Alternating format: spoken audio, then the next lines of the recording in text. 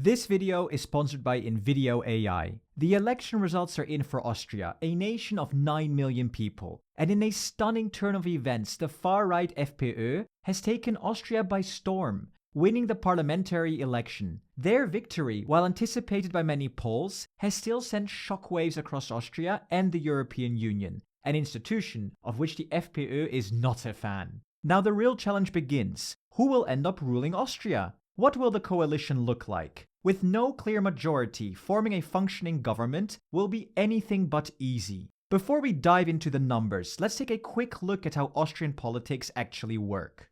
Austria operates a federal parliamentary republic. This means that power is divided between the federal national level, known as the Bund, and the state level, known as the Bundesländer. On the federal level, the Chancellor oversees the executive branch, while the Parliament, also called the National Council, forms the legislative branch. Together they are responsible for nationwide matters, such as foreign policy, defense, immigration laws, and taxation. At the state level, governors lead the executive branch, while state parliaments, also called Landtage, form the legislative branch. These state bodies manage areas such as education, policing, cultural affairs, and healthcare, allowing them to tailor policies to specific needs of their region. Now, this election was super significant, as people went to the polls to elect members of the federal government in Vienna.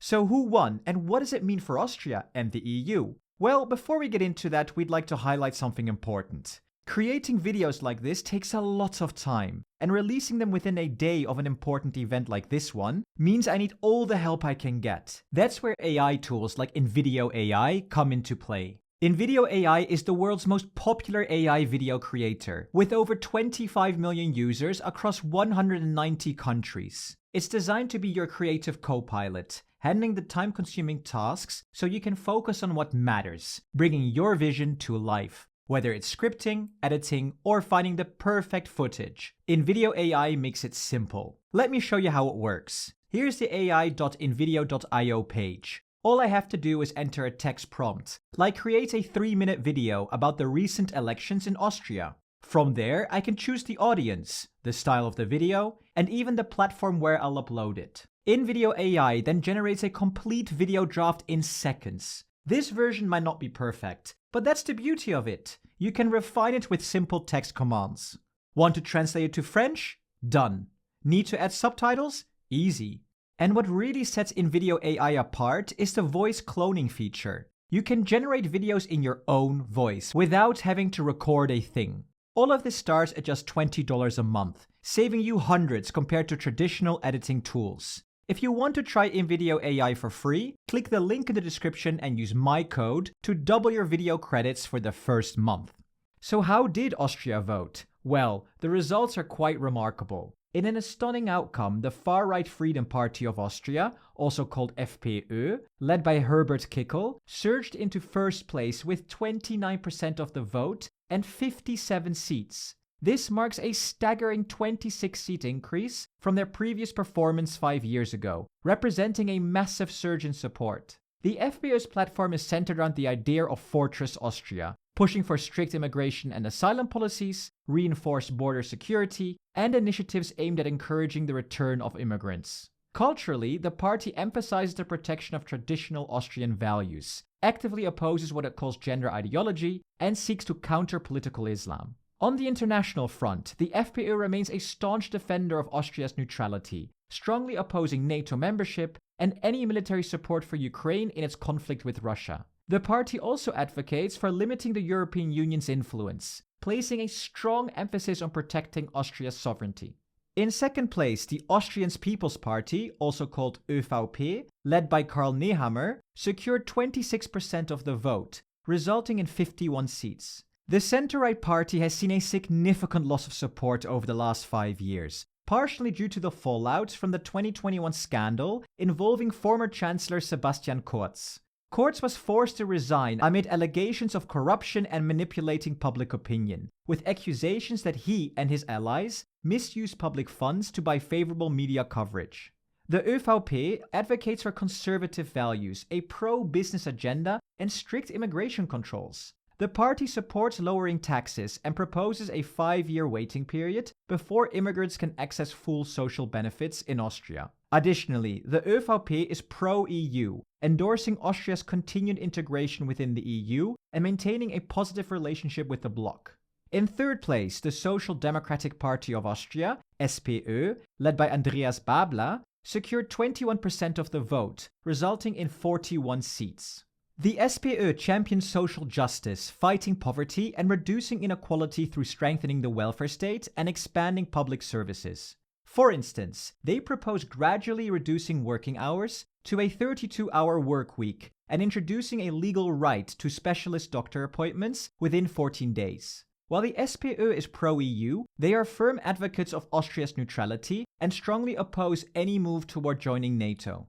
In fourth place, NIOS, a centrist liberal party led by Beate Meinl-Reisinger, secured 9% of the vote, resulting in 18 seats. NIOS presents itself as a forward-thinking reform party, aiming to steer Austria back on track after what they describe as lost years of crisis. They are strongly pro-EU, advocating for deeper European integration. Interestingly, their manifesto mentions support for a joint European defense, emphasizing an integrated European defense system based on a highly skilled volunteer army. As for NATO, NIOS has not explicitly called for Austria to join the alliance. And in fifth place, the Greens, a left-wing party led by Werner Kogler, secured 8% of the vote, resulting in 16 seats. However, they lost significant ground in this election, a trend that has been mirrored across the EU recently. The Greens are focused on making Austria climate neutral by 2040, aiming to achieve this by massively expanding renewable energy sources and phasing out the use of fossil fuels. On migration, they promote a policy of humanity and order, which includes creating legal pathways for refugees and speeding up asylum procedures. The Greens are pro-EU, but remain supportive of Austria's traditional stance on neutrality, refraining from advocating for NATO membership. There are also smaller parties, like the Communist Party or the Beer Party, which we've covered in an entire video linked above. However, these parties didn't secure any seats in the Nationalrat, as they failed to pass the 4% threshold required for parliamentary representation.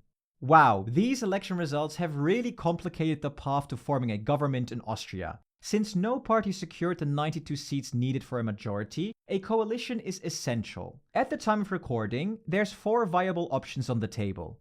A coalition between the FPÖ and the ÖVP, a coalition between the ÖVP and the SPÖ, a coalition between the ÖVP, SPÖ and NIOS, or a coalition between the ÖVP, SPÖ and the Greens. For option 1, unlike in many other countries, the conservative ÖVP hasn't completely ruled out working with the far-right FPÖ. However, the two leaders really don't like each other.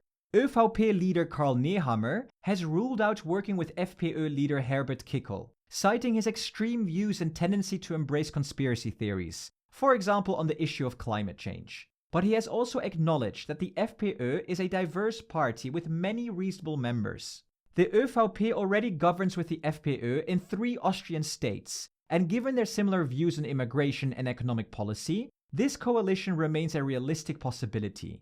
But we see this as unlikely, as long as Nehammer and Kickl are the leaders of their respective parties. Either of them would have to resign for this to work.